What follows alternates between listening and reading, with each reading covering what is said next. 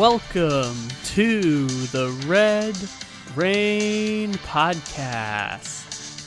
Here is your host from Revenge of the Birds, Walter Mitchell. Thank you, Kyle Little Rock Ledbetter, fresh off his Kings winning big in Toronto last night. Unfortunately, though, I think Kevin Herter went down with a shoulder injury or arm injury, so we're going to keep tabs on that. But today we're really excited to have Brett Kollman back. I mean, you know, if you haven't subscribed to his YouTube channel, you'll be pushing the 500,000 subscribers he's got going on there. It's just phenomenal. He is, by now, I think you can safely say, an iconic talent evaluator, both college and pro. Brett, thanks so much for joining us. How are you doing? You're too kind. First of all, thank you very much for all that. And I'm doing great. I'm working my way through the draft class. I'm trying to get to 250 names this year, which is generally the threshold that I try to hit every year. If I can get to 250, that means generally I'm gonna be able to have thoughts and opinions on most of the guys that end up getting drafted. So that's always my goal, but it's never going to be like what an actual NFL team does, because the actual NFL teams usually hit about 1,000. So, wow, yeah, all those random names that nobody's ever heard of that end up getting drafted, all the teams have heard of them. All right, so I'm going to go right to the top of the draft. I'll say the team. We're going to get down to 4 to the Cardinals. Who are they going to draft? The Bears. Caleb, 100%. Got it. And he had his pro day yesterday and was looking pretty good there. So next up, the Commanders. It's not what I would do, but I do not that I dislike the player. I actually really like the player. I think they're going to be a top 3 pick no matter what, and should be a top 3 pick no matter what. I have a little difference of opinion in terms of which quarterback should be going next off the board, but in terms of who I expect to go off the board, Jaden Daniels. Wow. Okay. And I'm assuming you were talking about Drake May as would have been your choice. For me personally, yeah, I feel like the problems that he does have, I feel are so fixable that I'm not really worried about them, to be honest. Well, I've been thinking about that too, and for some reason I have sort of an inkling that Cliff Kingsbury would rather have Drake May, and partly because I think that Kingsbury really likes the offensive system they have going down there at North Carolina. And like you said, the physical aspects of his game.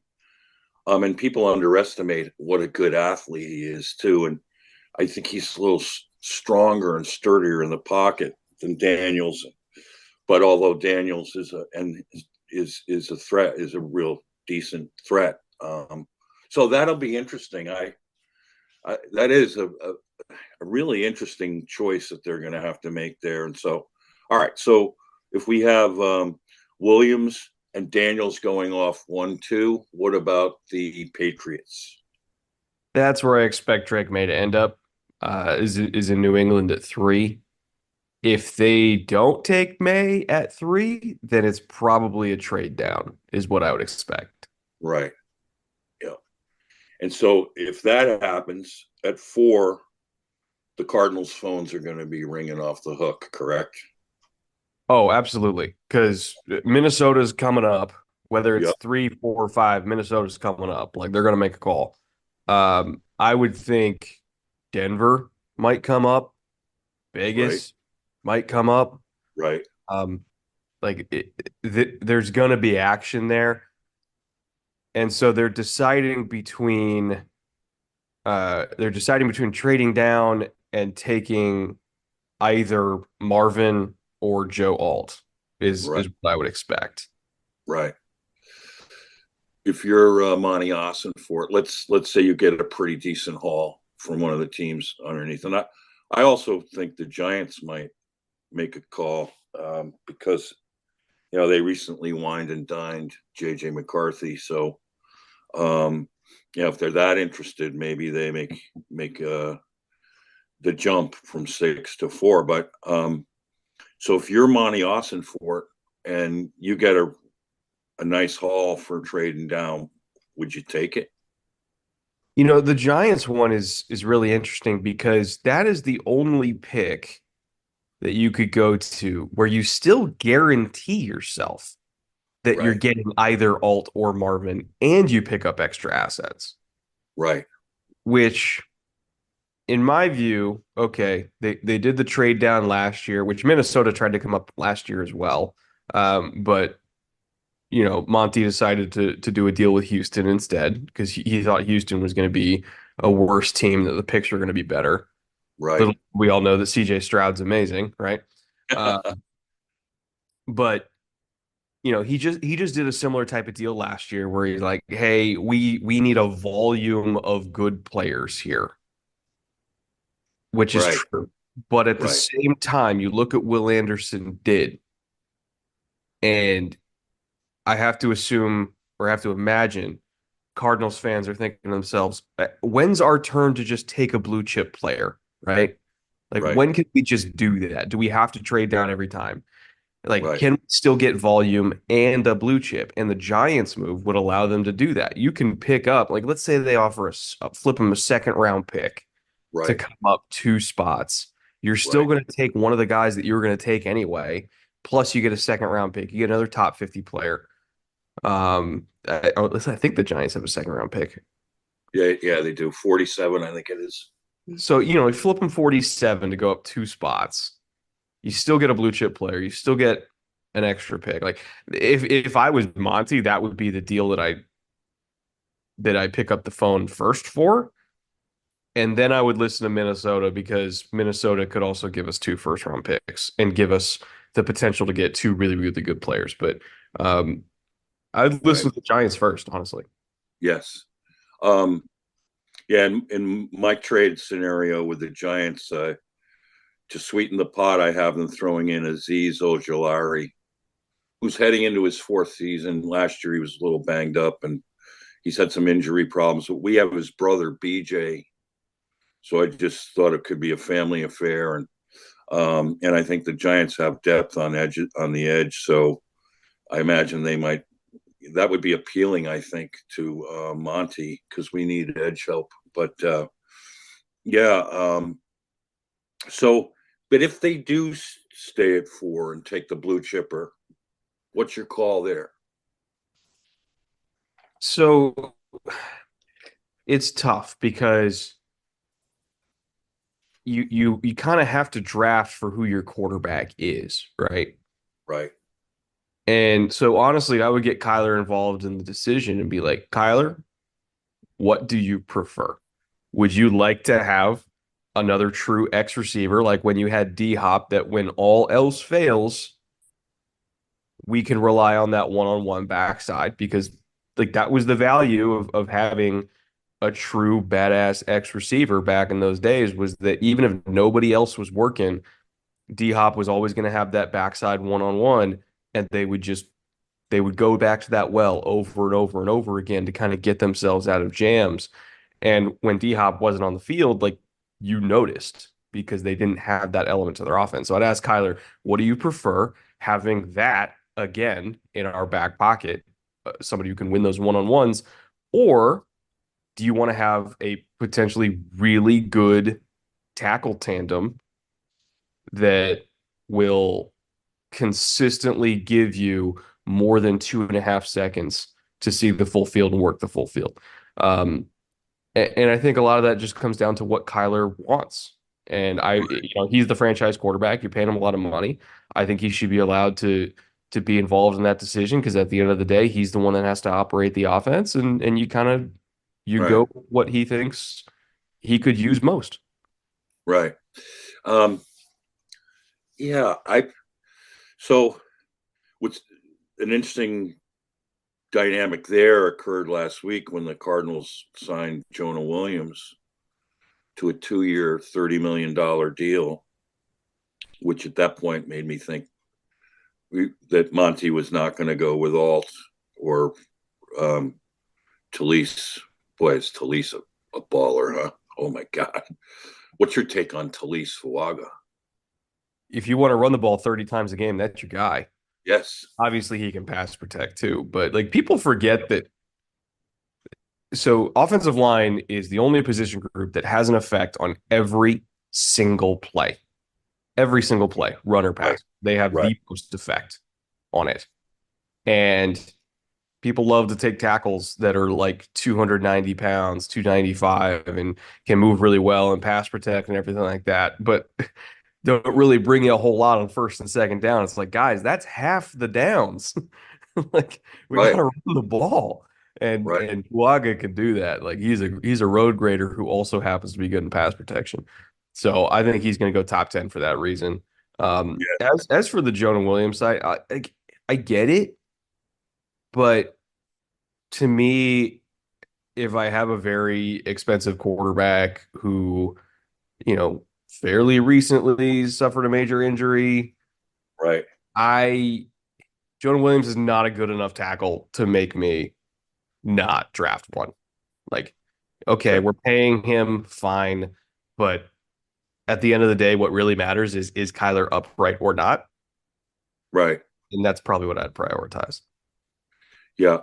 I think speaking for myself and all Cardinal fans, one of the great questions we want to ask you is where do you think Paris Johnson Jr. What best position do you think is for him? Left tackle or right tackle? Well, he's played on both sides. And so it kind of might be a situation where, hey, let's just get our best five on the field because we know Paris can play literally four of those spots. He's Right. played guard, he's played on the left, he's played on the right, he's played tackle, obviously. So it's like, hey, we have this guy that we can put anywhere. Let's just let's assuming they take a tackle, right? Yeah. If they take Joe Alt and they feel like, okay, Alt can be a good right tackle, Jonah can be the left, or if they want Jonah to be the right and Alt to be the left, like whatever they happen to decide there. Like they could still have Paris at guard, which I know sounds insane. It's like, oh, we invested that high of a pick and we're playing him at guard. It's like, well, yeah, because that means you have your best five offensive linemen on the field. And if Kyler Murray has a top 8 offensive line in the NFL in terms of pass protection, I Right. don't care that we spent a top 10 pick on a guard because the offense is going to be awesome. Right. So it's Right. like, I think people get so caught up in like positional value and stuff. It's like, is he a good player or is he not? Is the offense good or is it not? Right. Like, everybody tries to see the forest through the trees. And it's like, are we putting good players on the field? Yes or Right. no? And I think that would allow them to do that. See, you just raised a really sneaky, brilliant question because, I mean, there are some of us who privately were hoping that they'd put Paris Johnson Jr. at guard because the way he dominated 2 years ago at Ohio State. And we've been struggling at the left guard spot for a long time, Brett. It was the weak link of our line last year.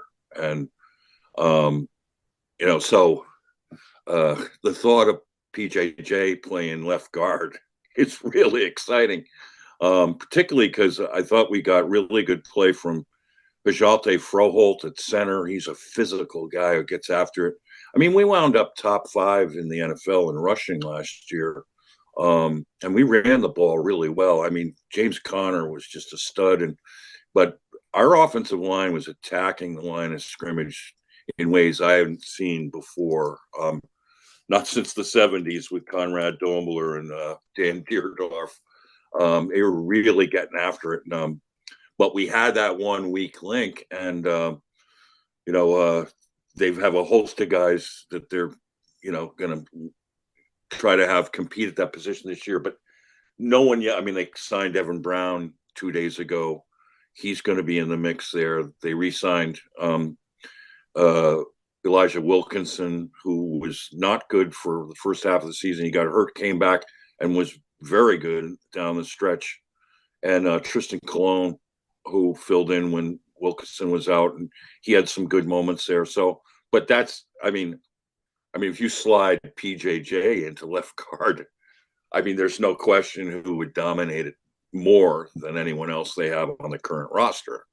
And it could save you another draft pick down the road, because I think the Cardinals are going to want to draft a guard in this year's draft to compete at that spot. So, but yeah, I mean, make a great and tantalizing argument for that. And, the interesting question I ask you, and I trust your judgment on this.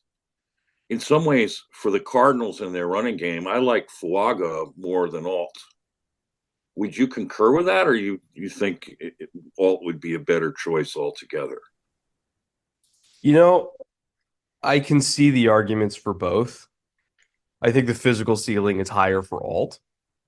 But I think if you need somebody like, hey, a day one right tackle, yeah, where it's like we're playing against the Raiders, we got to run the ball at Max Crosby right now. Right.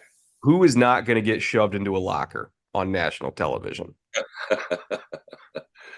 Like I could see the argument for Fuaga there, like truly, and I think it's going to come down to just offensive line coach preference.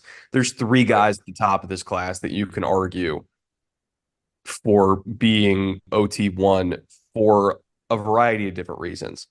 Right. I don't really think there's a wrong answer, honestly. Yeah.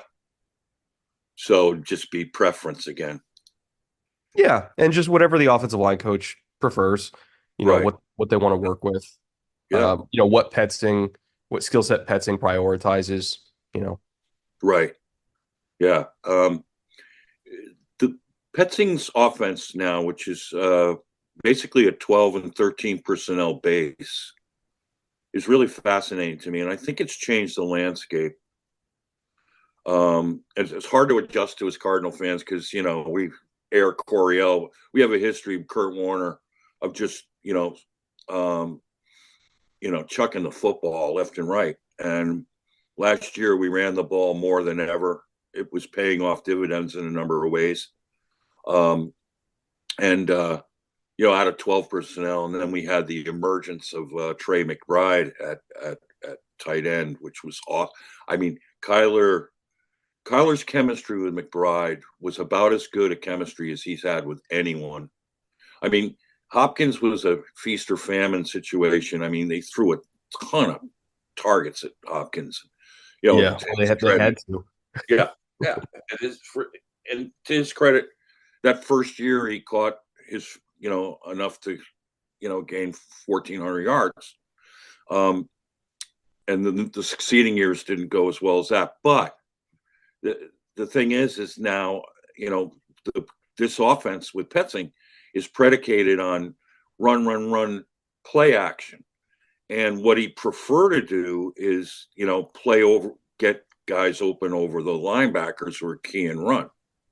So, my thinking was, and then I looked at the Super Bowl and the playoffs. In the Final Four, Brett, as you know, I mean, who are the two main receivers on every team? One is the tight end, right? Mm-hmm. So, I mean, you got the Chiefs have Travis Kelce, the 49ers, George Kittle, the Ravens, Mark Andrews, the Lions, Sam Laporta. And then their go-to wide receivers aren't perimeter guys. Rashee Rice emerged for Kansas City. He played a lot out of the slot. I mean, he had 938 yards last year as a rookie.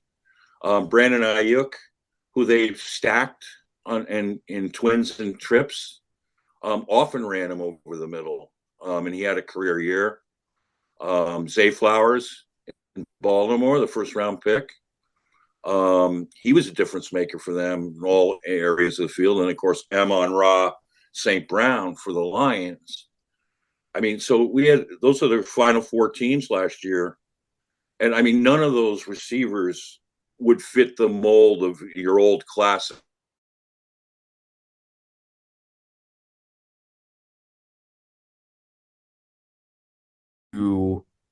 work the middle of the field with tight ends and slot receivers.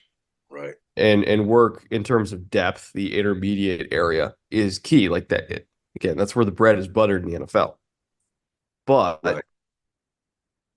the value of having perimeter guys that can win one-on-one is, if you look at an example of the 49ers game against Cleveland, Right. where at in no uncertain terms, Cleveland basically played the same thing over and over and over again. We are calling one rat, we are calling one Robert, we are calling all variations of cover one that we have, where we are playing man coverage with zone help over the middle of the field. And the only area you can attack is the one-on-ones in the perimeter. They were not going to let Purdy do anything else. And they couldn't do it. Like they could not move the ball in that game because they took Right. away the middle of the field. Right. And not a whole lot of teams do that because it kind of requires having really good corners to be able to do it. But eventually, the Cardinals are going to run into a team that's trying to do that. In fact, Right. probably in their own division with Seattle, right? So they still need to have a guy that can win outside, because Yeah. when you run into a team like that, especially if they run into a team like that in January, it's going to be the only way they can win. Right. And that's why Marvin will be on the table, Right. because I'm not super confident in them finding that type of receiver on day two. There's a lot of good receivers on day two, but Right. that specific skill set outside of round one, it's going to be really hard to find. Correct. Do you think that Marvin Harrison Jr. can win consistently in the NFL against NFL corners? Oh, absolutely. Like, absolutely. I don't have any concerns about that. I don't have any concerns about his speed. Like, the GPS times were great. He's got ball skills. He's a great route runner. Yeah. Um, people have been talking about Malik Neighbors being wide receiver one, and I like Malik Neighbors a lot. He's probably going to be a top 10 pick, but Malik Neighbors is not somebody who I'm playing outside. Malik Neighbors is a slot receiver to me. No, exactly. So, but it's the Cardinals specifically. It's like they got Greg Dortch. They don't need Malik Neighbors like for that role. They need Right. a guy who's going to be lining up outside. And like, I like Michael Wilson a lot too, but like, Right. I'm not going into the season with just Michael Wilson being the only guy that I feel comfortable playing outside. No, exactly. Would you make a push for T. Higgins? If they felt comfortable with the money, Right. and that's the key thing, because he's going to want like 28 million a year. Oh, right. So it's like, if they feel comfortable with the money, you sure. But at the same time, let's say they do want to trade all the way down. Like, let's say they want to go to 11. And at that point, I'd be like, well, let's just keep going and do a double trade down. If they want to go to like the late teens or something like that, Right. uh, and just pick up Adonai Mitchell, because Adonai Mitchell can give them that perimeter skill set. And I think he's going to be a true wide receiver one in the NFL. And we can get a bunch of picks. Right. But I don't think they need another slot receiver. I really don't. Yeah. Or I know they're really interested in Ricky Pearsall. They've been meeting with him, and he could be a day two pick somewhere. To also, join up with Dortch over the middle, working the slot. But no, it's really interesting that with the dilemma that the Cardinals have with their base offense now. I've been questioning whether Brock Bowers, because of the way Kyler clicked with McBride, it's like I've got dreams dancing in my head of Bowers on the other side, and just absolutely dominating the middle of the field in ways the Cardinals haven't done. Here's the thing, too, is that one of the knocks on Kyler has been he doesn't do well hitting shorter receivers over the middle because of his lack of height. So I was thinking, oh, we've got Bowers at 6'3" and change on one side and McBride on the other. And I mean, I was just so excited about how Kyler clicked with McBride that I thought if he had two guys like that, what a system fit. And Bowers gets after it blocking too. I mean, he's a baller. What are your thoughts on Bowers?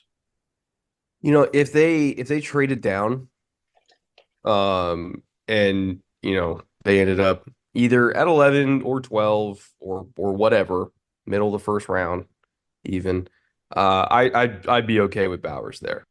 Yeah. At 4, not so much because and again, I have a kind of a different take on Bowers than a lot of other people. The word generational has been thrown out a lot with him. And I just don't agree with that. I Okay. don't see him as a true Y tight end in the NFL. Like honestly, Trey's a better Y than Bowers is in terms of somebody where I'm putting on the line of scrimmage and Right. can dig out a 270-pound defensive end. Like Bowers can't do that. He gets thrown around. He's 235 at his playing weight. It's just not going to happen, right? But where he does thrive as a blocker is as a move tight end, as an Yes. H-back. We Right. are inserting him as a lead blocker. He's a sift blocker on the backside of zone, that Right. kind of stuff. Like he does as a blocker a lot of the stuff that Kyle Juszczyk does. He's just an even more dynamic receiver. And so people Right. got like offended when I said my comp for Brock Bowers is a better version of Kyle Juszczyk. They're like, whoa, whoa, whoa. And I'm like, no, whoa, whoa, whoa. Kyle Juszczyk went to 8 straight Pro Bowls. He would have been an 8-time All-Pro, an all-decade team member. Like, he's one of the greatest H-backs, if not the greatest H-back in the history of the sport. That's a very complimentary comp to me. So, Right. like, he's a great player. He's going to be a great player in the NFL. But I think he's being miscast as this like Rob Gronkowski like type tight end. He's not a tight end. He's an H back. It's a different position. It's a different skill set. He's very good at it, but I don't think I'd take an H back at 4th overall. Like I don't know if I would do that. So if you get down to 11, sure, fine. Anywhere after 11, I think the further you get in the first round, the more it makes sense. But I personally would struggle taking a 235-pound H back in the top 5. Yeah. So next question for you. I mean, is the notion of wide receiver one changing now because of, it just appears like what's in vogue now are versatile wide receivers who can win anywhere on the field. If you look at last year, right? I mean, the rookies that came in and dominated were slot guys. I mean, look at Puka Nacua. I mean, how do you explain that? What's your thought on this? Puka, I think he's somebody who I think can line up anywhere, like truly. Right. And he spent a lot of time inside early in the season when Cup was hurt and everything like that. Because he has such great zone feel. And, he works really, really hard with Stafford to understand how Stafford reads defenses so that Puka knows how to adjust his routes post snap. He does a lot of the same stuff that Cooper Kupp does, especially when he was lined up inside. Right. He gets after it as a blocker, which is again value for having him inside closer to the ball is getting him involved in blocking schemes, just like Cooper Kupp. But when Cooper came back, you saw Puka line up outside more. Yep. And he was great. Like he was still like, it's like, hey man, we're running a go route down the boundary. You got to beat press coverage. And he did it. So I think Right. Cooper's one of those, or I think Puka's one of those receivers where he can kind of line up anywhere, like truly. Right. Whereas there's some receivers where I don't think they're built for the chaos of inside, and they Right. kind of have to play outside, Right. where it's just one-on-one and that's all they can focus on. Right. And there's some guys where I don't think they have the physical skill set to survive outside, but they have the football intelligence and the tenacity and the willingness to get dirty so they can play inside. Right. I think if you can find somebody that does both, like Puka, that's a unicorn and that's awesome. But boy, they are really, really, really hard to find. Right. That's why they get paid $30 million. But as far as does a prototypical outside wide receiver one matter? I think it does for the exact reason that I talked about earlier, which is Right. it is a get out of jail free card. If you have a Jamar Chase, if you have a prime DeAndre Hopkins, a prime Devontae Adams, Right. somebody who is lined up outside one Yep. on one, on the boundary side, where it's like, if we don't have the look anywhere else, they're playing Right. 4-over-3 to the Right. field, playing 5-over-3 to the field. If we just don't have the look, Right. but we have that guy backside, we have the look, if you know what I Yes. mean. Yes. And so it's just it gets you out of a hole if you have that kind of Yeah. receiver. It's such a great point, and I feel I'm really encouraged by that, because I was looking at. I mean, check this list of the leading rookie wide receivers and tight ends last year, right? Number one was Puka Nacua, who can play anywhere on the field, right? Number two Mm-hmm. is Rashee Rice with 939 yards, 7 TDs, with 652 yak. I mean, and Nacua had 639 yak. I mean, these new wave of receivers coming in, they're like yak guys. Jordan Addison, would you say he's inside outside? He was third, 911 yards, 10 TDs. I mean, He's is kind of he interesting because I don't really see him as an X, right? but I also don't really see him as a slot. I kind of see him as like a Tyler Lockett style Z, where it's like Right, he's outside, but we're moving him around. right, right. Yeah, and the fourth leading receiver was the tight end, Laporta, 889, 10 TDs, 358 yak. Zay Flowers, 858, 5 TDs, 387 yak. Tank Dell, your kid, Tank Dell, I thought was on pace to get offensive rookie of the year. He was on fire. 709 yards, 7 TDs. I saw you guys line him up wide at times, and he was dominating from out there. What was your take on Tank? I really liked Tank as a route runner, as a separator. I mean, even as a red zone threat. He had like 18 red zone touchdowns his last year at Houston. Right, Or 18 touchdowns, and like a bunch of them were in the red zone. My one concern with Tank, honestly, was at his weight, could he survive contact and hold up? That was the only thing I was kind of like, I don't know, man, because he's such a right, historical size outlier. I didn't right, question the skills, I didn't question the toughness, I didn't question the speed or the burst. Like all that was obvious. And if he was like a buck 80, he probably would have been a first round pick. But he went where he did because everybody else was like, if yeah, he gets tagged over the middle by a linebacker, is he going to turn into a pink cloud of mist? Like that was the legitimate concern. And ironically, like he held up really well, and the yeah, injury that he ended up sustaining had nothing to do with his size. It was just a freak thing that happened, right? right, Um, but I think he answered that question of like some guys that are under 170 just happen to also be made out of granite. yeah, yeah. Um, so finishing this list, so I was looking up the top, 8 or 9. So we've got Nakua, Rice, Addison, Laporta, Flowers, Dell. The next one in was a bit of a surprise to me, was Dalton Kincaid of Buffalo, 673, 5 TDs, 315 yak. And then Jackson Smith Najigma, Mm-hmm. 628, 4 TDs, 366 yak. And I look at that list and I'm just going like, I don't think anyone would describe any of these players as a traditional wide receiver one. So why are they winning in the NFL when the traditional wide receiver ones aren't, at least last year? I'm thinking back, I don't know how many of them. I mean, I guess the ones that pop out to me would be DK Metcalf, Yeah. you know,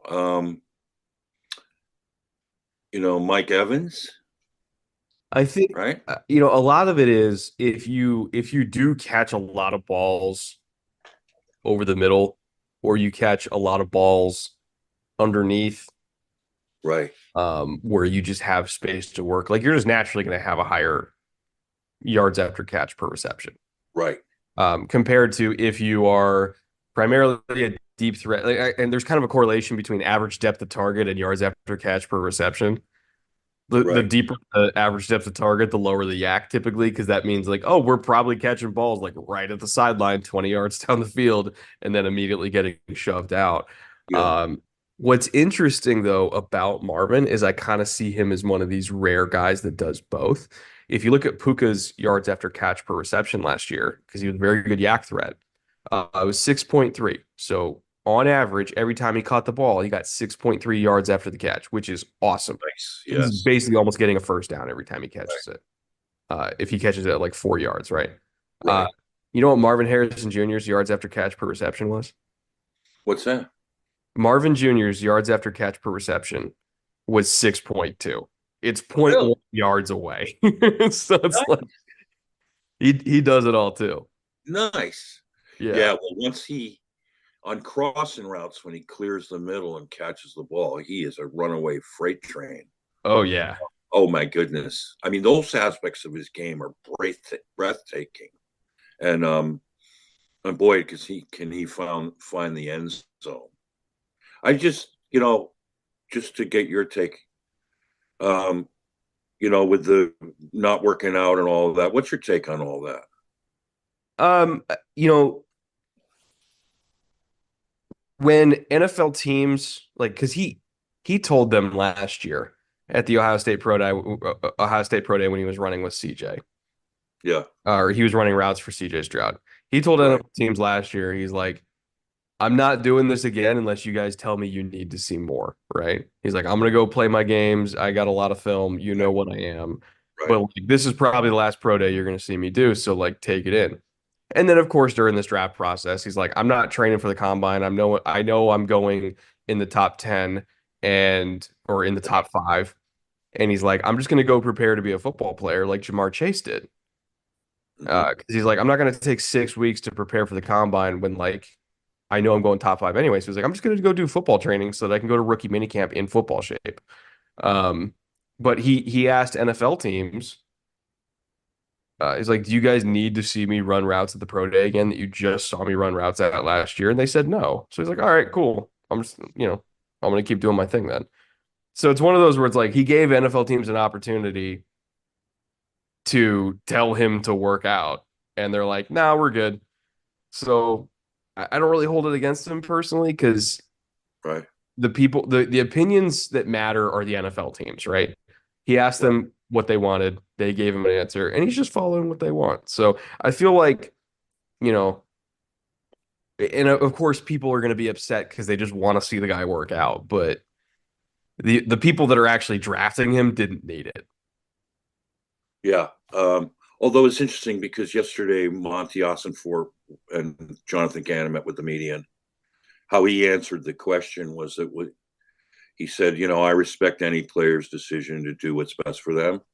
He said, although it's always great to have as much information as you can get to be able to check all the boxes.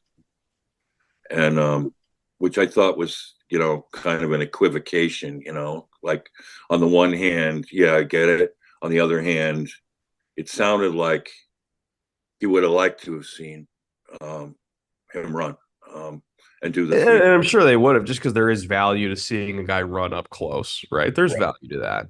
Like, of right. course, there's value to that. Um, I think after watching him play for 3 years, if we still have questions about Marvin Harrison Jr., then there's deeper problems, you know? Like, Yeah. I feel like he's one of those guys where it's like, don't we kind of know what he is? Here's my thing, and correct me if I'm wrong. So I went back and watched the three closest games they had last year.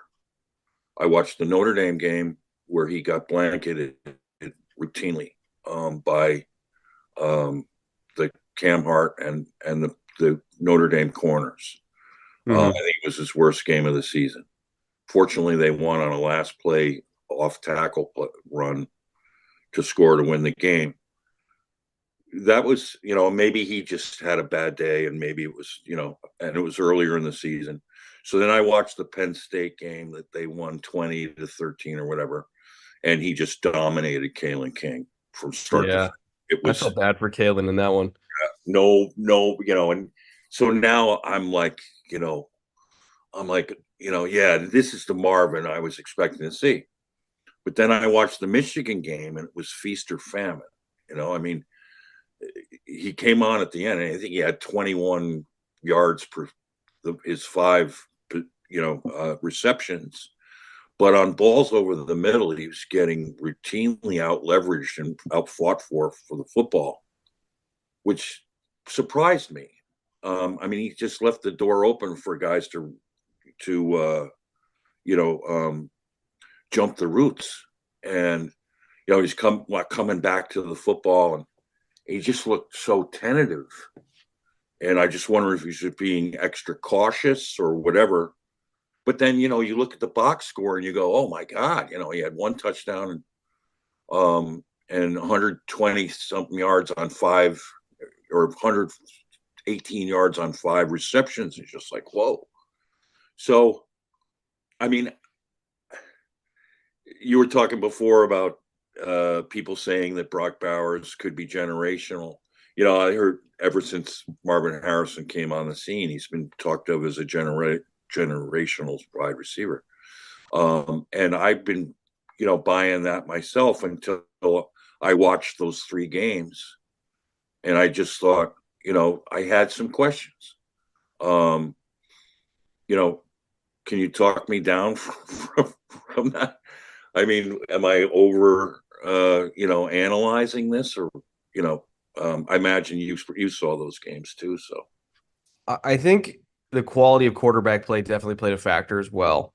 And you could tell as the season went on that not just Marvin, but all those receivers just didn't. They were so used to CJ throwing them the ball, and right, they didn't trust it anymore. They're like, this is not the same, right? But if you go back and watch 2022 with Marvin, where he knew full well that if there was a shoebox sized area for CJ to fit the ball into, he was going to do it. That to me was a closer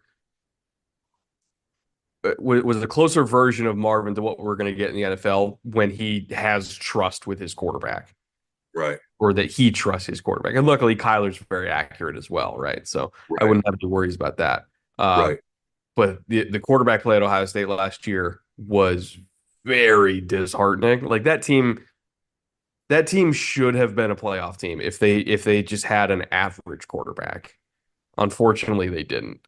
And I think the team knew that, and the team felt that, which is why they all came back this year when they got a transfer quarterback that was a lot better. They're like, okay, now we think we can make a run here and pull at Michigan. Also, commentary on Michigan. Shout out to their secondary because they got Mike Sainer still there. They got Josh Wallace, who's probably going to be a first round corner next year. Like their secondary and their defense in general is just full of monsters. So, Right. and the Notre Dame defense too. Boy, they got after it this year in press man coverage. If you watch the USC game, and they got a couple NFL receivers in that USC team too with Taj Washington and Brendan Rice. Right. They couldn't get anything against Right. Notre Dame. Like Caleb could not get anything against them. So I think the Notre Dame defense was very underrated, hyper aggressive, and that play style can be a little overwhelming for guys. Yeah. I'm really glad I asked you that because, I mean, I'm not like waving red flags or anything. It was just Oh, for sure. you know, and sometimes when you're looking at generational, you expect more. But I also would give MHJ a ton of credit that his stat line with Stroud and McCord basically the same. So Oh, despite yeah. not having as gifted a quarterback, Marvin still put up about the same number of yards. He had more yards per reception with McCord, fewer receptions, same 14 touchdowns. So I give Marvin a lot of credit on that. But I'm really encouraged by what you said. So let's shift our gears before I turn it over to Kyle, because I know he's got a couple questions he wants to ask you. Let's look down at pick 27 for the Cardinals, because they have that second. They have your pick from the Houston Texans. Which, by the way, have you ever seen a rags to riches story like this? I mean, they are the envy of the NFL now, 1 year removed from winning that last season game that everyone was like, oh my God, forfeiting the first round pick. I mean, isn't this unbelievable, Brett? They are the flip side of like the early 2010s Browns that had like multiple really high picks and they missed on all of them. If you take swings at blue chip talents and miss, it can set your franchise back a lot. If you take multiple swings, especially back-to-back swings in the top five on Right, blue chip talents, and they both hit, right. you're set for life. Like if you can get a CJ Stroud and Will Anderson back-to-back, like you're good. Like job security for everybody. Right. Oh my God. And this coach, D'Amico Ryans, he's I mean, I just love everything about the guy. His defense, I mean, when he gets it right, if his defense starts playing like it was in San Francisco, it's going to be lights out. I mean, this guy in San Francisco, I've never seen a 49ers defense attack like piranhas, attack the football like piranhas the way they did. And the ball's in the air, you got four guys flying at it every time. And now that he's adding pieces, and oh my God, it's going to be so exciting. Yeah, By they're the gonna way, be good. every game I watched of theirs last year, and I watched almost every one. I was like thinking of you and going like, Brett must be out of his mind right now. You know, By like week 3, where I was like, "Are we good?" I was like, "Are we like, actually good?" yeah, yeah, yeah. Nico Collins, love that guy. Yeah, he's awesome. Collins.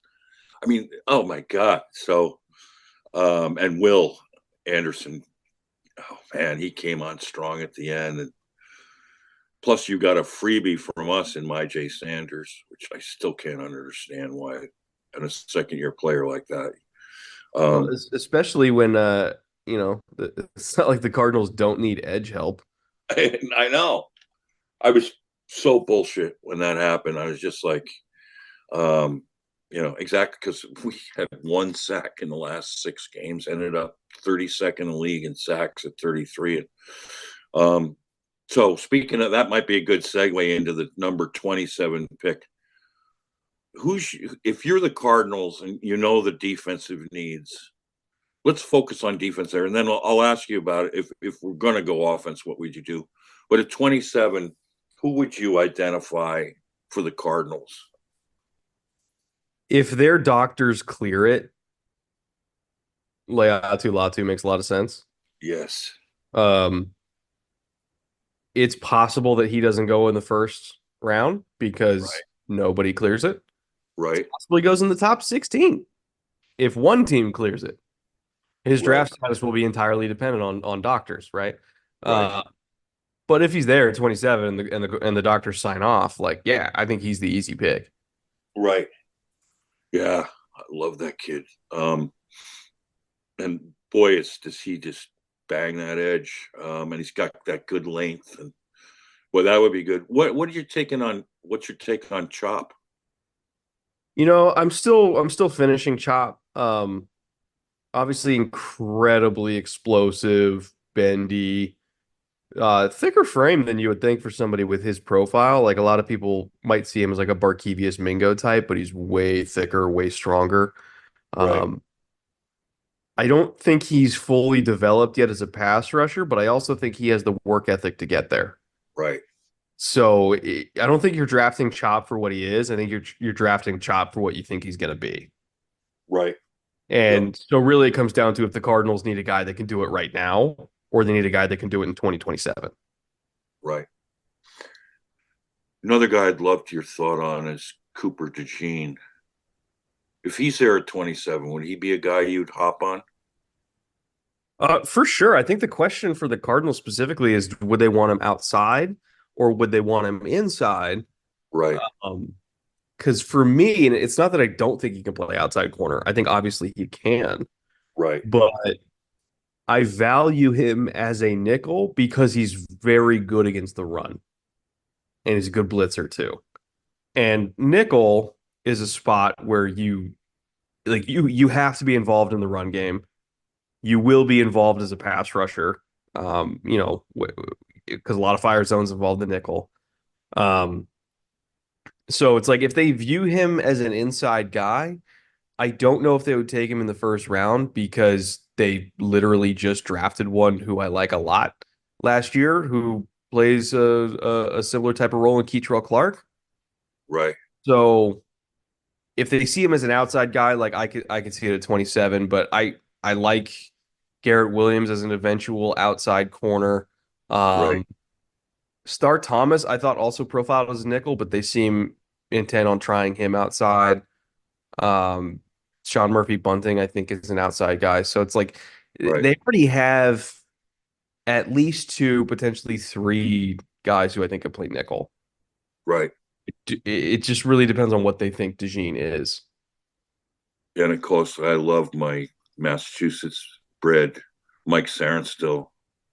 Oh my God, Sarenstill of Everett High School up in right in my neck of the woods.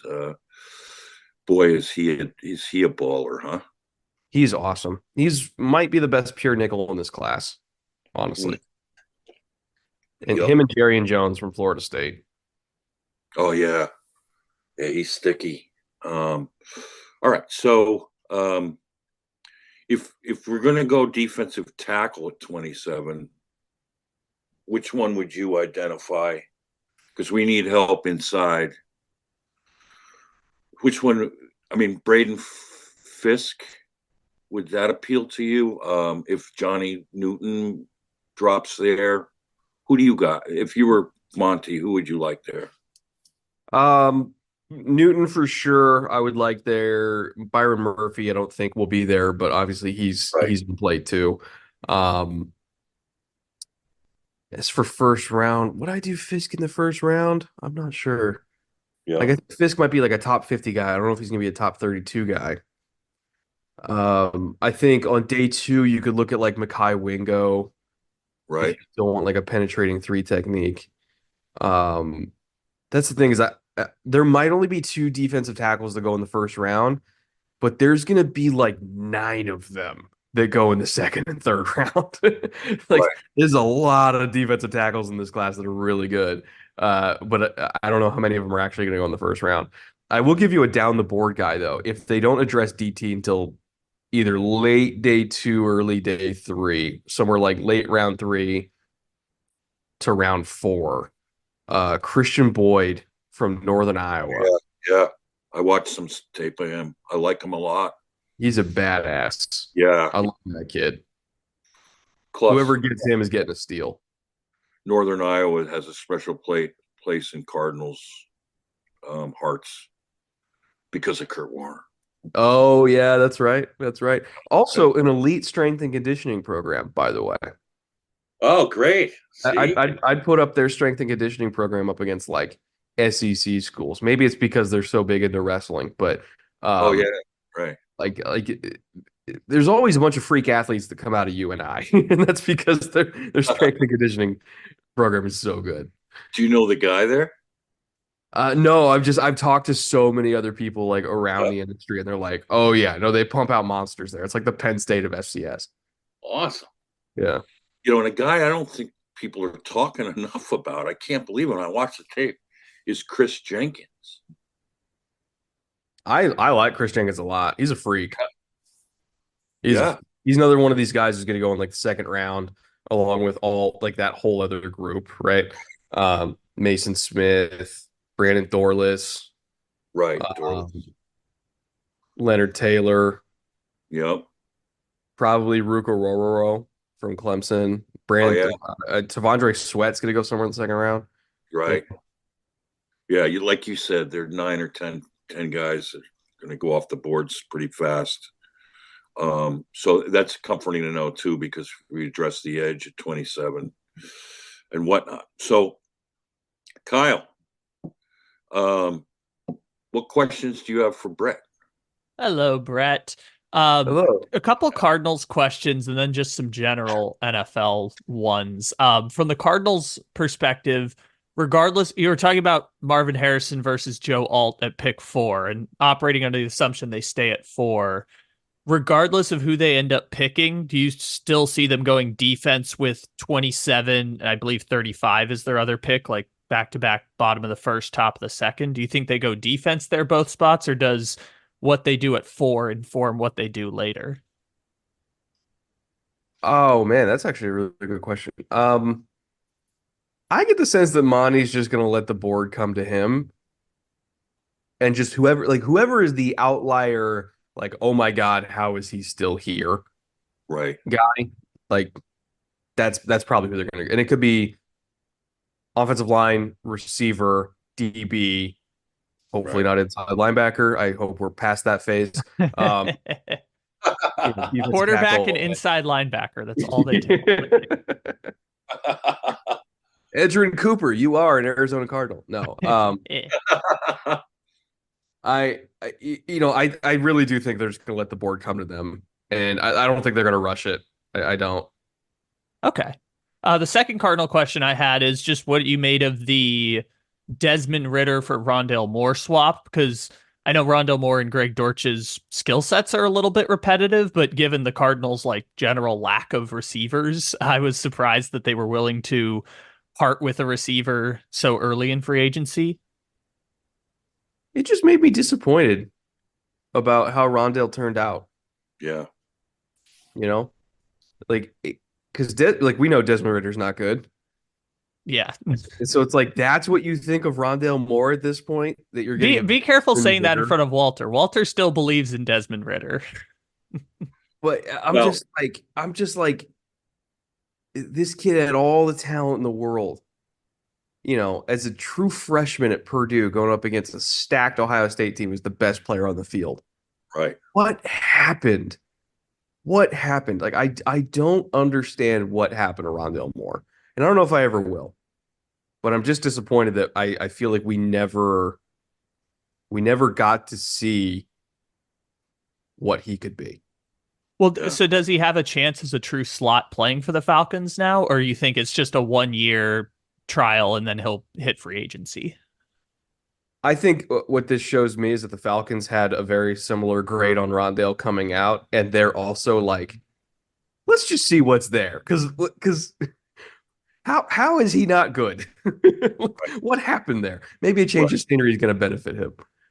Well, I think with the weapons they already have there, I don't see Rondale getting many touches, but I was excited to get Desmond Ridder because that game he put on tape versus Notre Dame his senior year, where they went undefeated in the regular season, made me a fan right there. And I think going 8-9 with the Falcons actually isn't too shabby, considering what was going on there.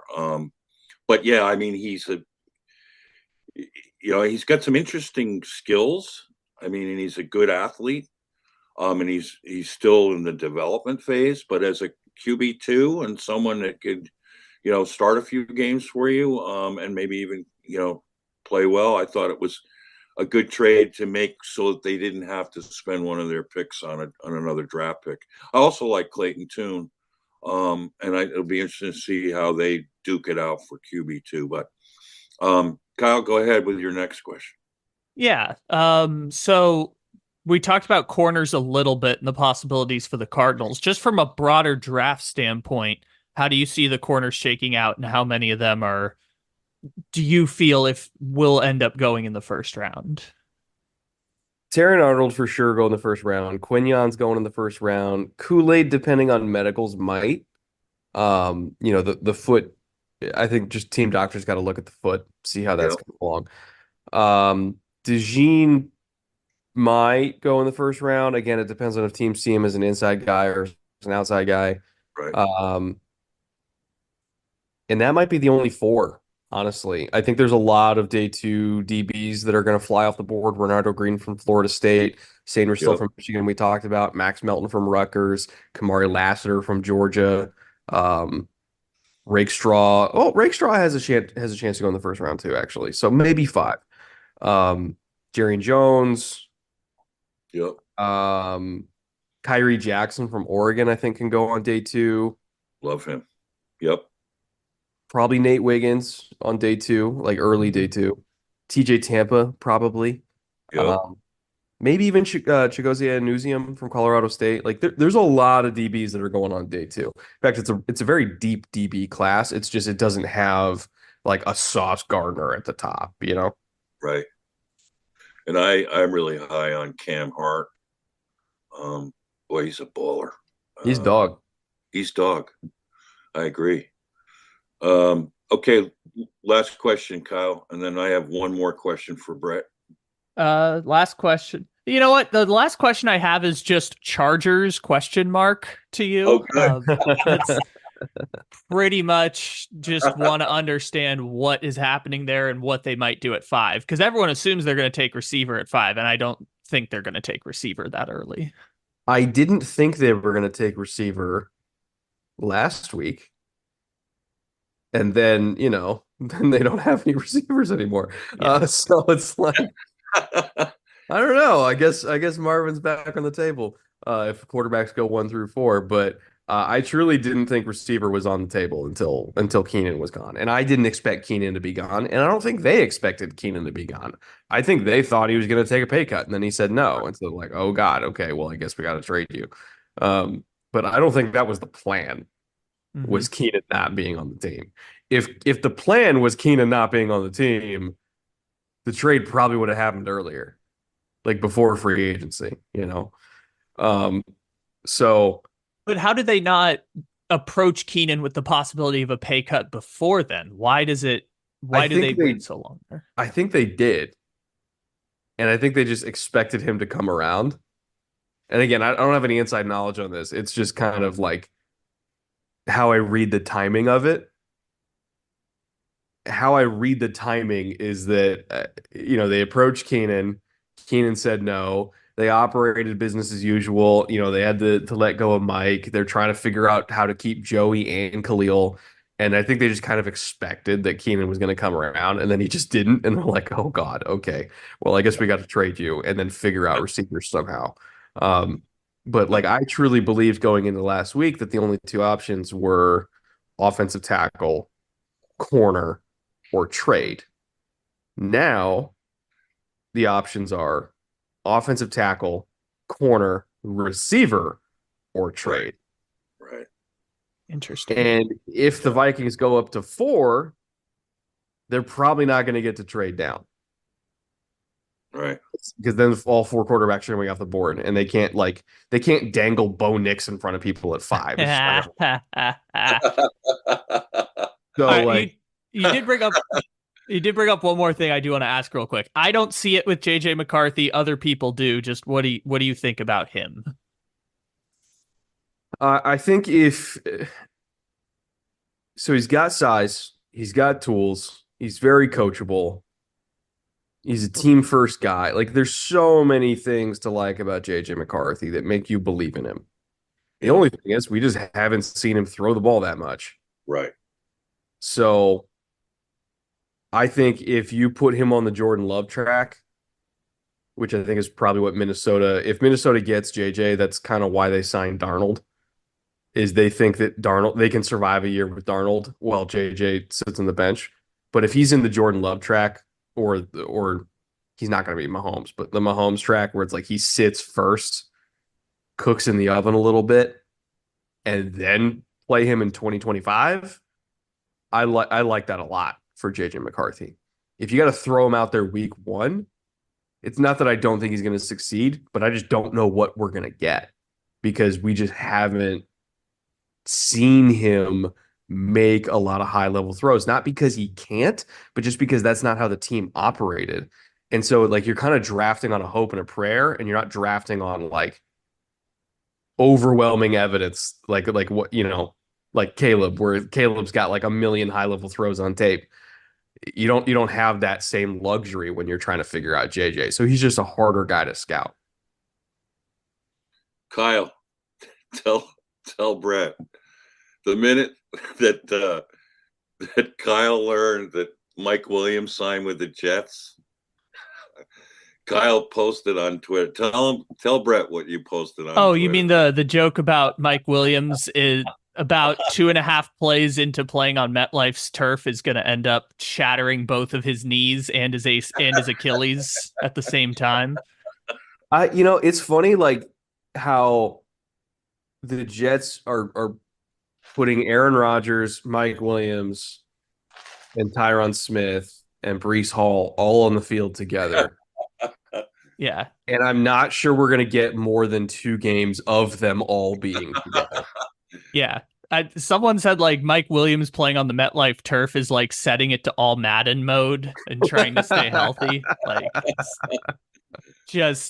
just a terrible combination. What was so funny about Kyle's tweet was that, it was that graphic that goes out for the season. And then you look up and Kyle wrote after 3 plays, like the Aaron Rodgers after 3 plays, Mike Williams' season is over.